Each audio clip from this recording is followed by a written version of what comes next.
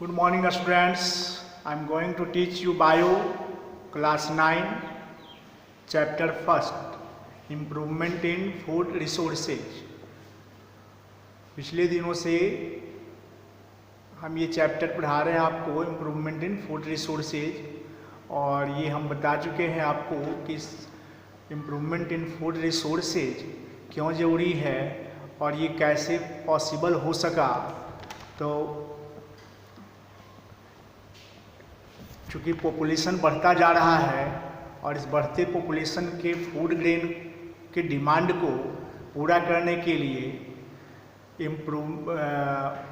उपज का बढ़ना बहुत ज़रूरी है, और ये पॉसिबल हो सका ग्रीन रिवॉल्यूशन के जरिए। पिछले दिनों हमने ग्रीन रिवॉल्यूशन के बारे में बताया था। पूरे वर्ल्ड में जो ग्रीन रिवॉल्यूशन हुआ उसके फादर थे डॉक्टर एन बर्लॉ, और इंडिया में इस ग्रीन रिवॉल्यूशन के लीडर थे doctor M S. Swaminathan. Last day हम बताए थे कि इंडिया में 1960 और 70 के बीच में ये ग्रीन रिवॉल्यूशन हुआ और फूड ग्रेन का उत्पादन उपज बहुत अधिक हुआ और इंडिया सेल्फ डिपेंडेंट हो गया फूड ग्रेन के मामले में। तो अब देखें इम्प्रूवमेंट इन फूड रिसोर्सेज, इसको तीन पार्ट में बांटा जाता है। First crop variety improvement, second crop production management and third crop protection management. अब सबसे पहले हम लोग क्रॉप वेराइटी इम्प्रूवमेंट के बारे में जानेंगे कि क्रॉप वेराइटी इम्प्रूवमेंट क्या है और क्यों है।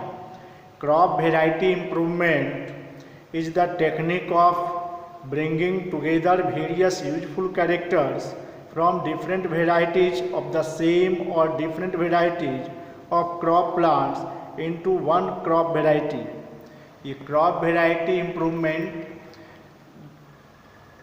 different varieties of crops को क्रॉस करवा करके एक अच्छा इम्प्रूव्ड वेराइटी का क्रॉप पाना, ताकि अधिक उपज हो सके, क्वालिटी वाला क्रॉप प्रोड्यूस हो सके, इसके लिए ये किया जाता है।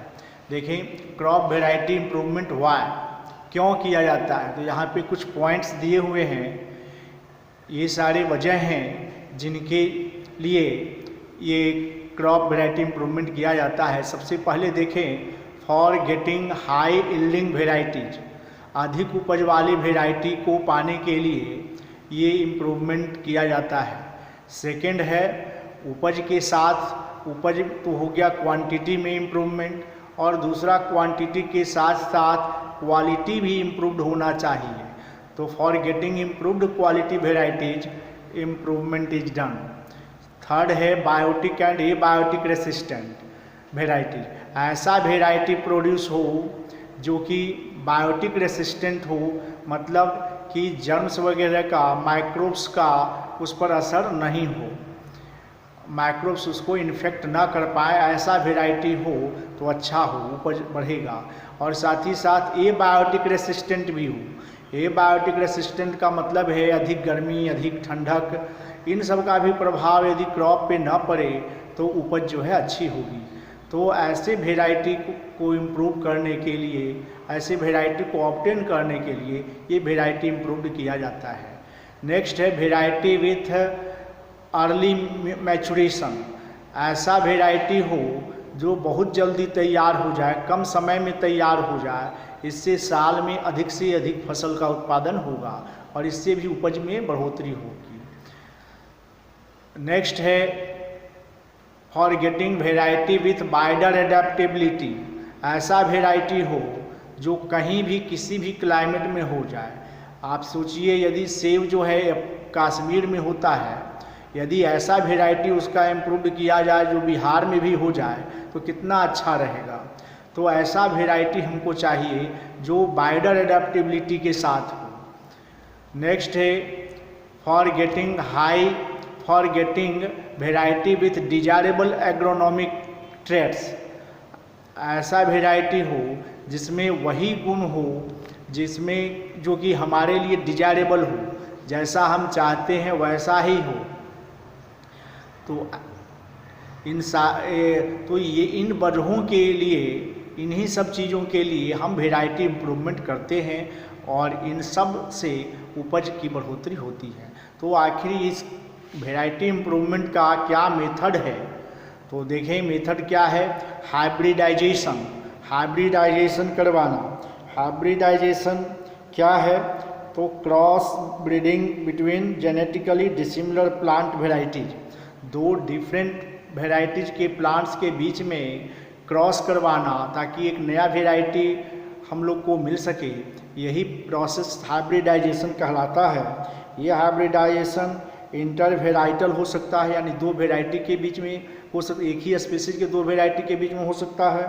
दूसरा इंटर स्पेसिफिक, यानी एक ही जीनस का दो स्पीसीज के बीच हो सकता है। और थर्ड है इंटर जेनरिक, मतलब दो जेनरा के बीच में, दो जीनस के बीच में हो सकता है।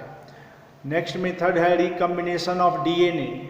डीएनए का रिकम्बिनेशन कर करके हम नया वेराइटी पा सकते हैं।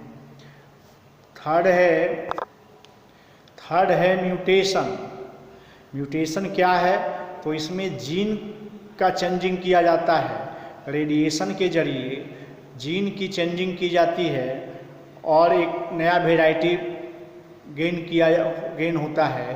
तो इस प्रोसेस को म्यूटेशन कहते हैं और इस मेथड से ही जेनेटिकली मॉडिफाइड क्रॉप्स जो है ऑब्टेंड होता है। सबसे पहला जेनेटिकली मॉडिफाइड वेराइटी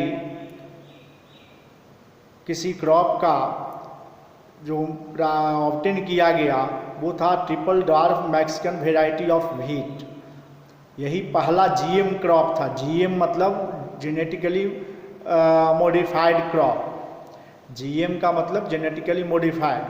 तो ये पहला क्रॉप था triple dwarf Mexican variety of wheat और इसी की वजह से ग्रीन रिवॉल्यूशन संभव हो पाया।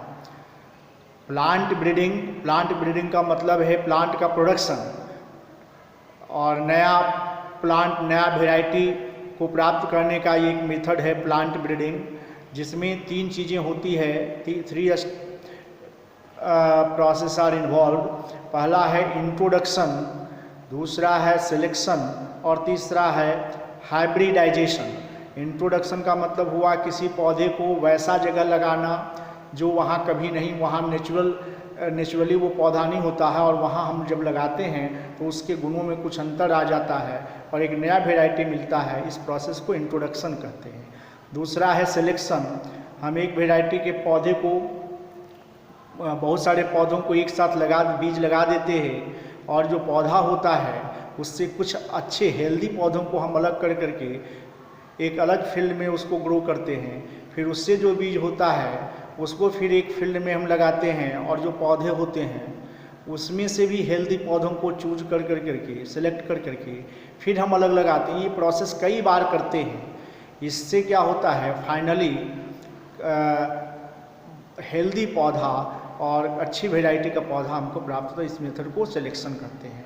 और हाइब्रिडाइजेशन किसे कहते हैं ये हम लोग बता चुके हैं। तो इस तरह से ये क्रॉप वैरायटी इम्प्रूवमेंट क्या है, क्यों है और कैसे किया जाता है ये हम लोग जान गए। अब हम लोग देखें क्रॉप प्रोडक्शन मैनेजमेंट के बारे में। क्रॉप प्रोडक्शन मैनेजमेंट में वो सारा प्रोसेस आता है जो एक एग्रीकल्चर क्रॉप प्रोडक्शन के लिए करता है। All agricultural practices are included in crop production management. और इसको तीन भाग में हम बांटते हैं। पहला न्यूट्रिएंट मैनेजमेंट, दूसरा इरिगेशन मैनेजमेंट और तीसरा क्रॉपिंग पैटर्न। और क्रॉप प्रोडक्शन तीन तरह का होता है हमारे देश में। एक है नो कॉस्ट, दूसरा लो कॉस्ट और तीसरा हाई कॉस्ट। नो कॉस्ट मतलब कोई कीमत, उससे कोई पैसा नहीं लगता है। ये पुअर फार्मर्स के द्वारा, जो गरीब हैं वो अपने घर में जो उपलब्ध साधन होता है, जो घर का जो बीज होता है उसी को डालते हैं। घर में जो मैन्योर होता है खेत में उसी का यूज करते हैं और इस तरह से कोई नगद पैसा वो नहीं लगाते हैं। इसको नो कॉस्ट प्रोडक्शन कहते हैं और इसमें उपज अच्छी नहीं होती है। दूसरा है लो कॉस्ट, ये मीडियम तरह के फार्मर जो है इसको करते हैं, इन्हें थोड़ा बहुत पैसा होता है और ये बाज़ार से कुछ खाद है ये या बीज है ये सब यूज करते हैं, तो ये लो कॉस्ट प्रोडक्शन है। और थर्ड है हाई कॉस्ट, इसमें जो फार्मर्स होते हैं काफ़ी रिच फार्मर्स होते हैं और बड़े बड़े फार्म होते हैं इनके, और ये बाज़ार से अच्छी वैरायटी के सीड्स, अच्छा फर्टिलाइज़र और साथ ही साथ मॉडर्न मेथड जो भी साइंटिफिक मेथड्स है, टेक्नोलॉजी है एग्रीकल्चर का, वो इस्तेमाल करते हैं, साइंटिफिक टूल्स का इस्तेमाल करते हैं और इससे इनका उपज काफ़ी अधिक होता है। तो इस तरह से ये क्रॉप प्रोडक्शन जो है 3 तरह का होता है। और नेक्स्ट डे से हम लोग क्रॉप प्रोडक्शन मैनेजमेंट का जो ये न्यूट्रिएंट मैनेजमेंट और irrigation management and cropping pattern, इसको बारी बारी से हम लोग पढ़ेंगे। It's okay, thank. एक क्वेश्चन भी आप लोग होमवर्क में नोट कर लें, list the causes of crop variety improvement. तो इस तरह से आज का आप लोग का कार्य पूरा हुआ। नेक्स्ट डे हम लोग क्रॉप प्रोडक्शन मैनेजमेंट को बारी बारी से करेंगे। It's okay.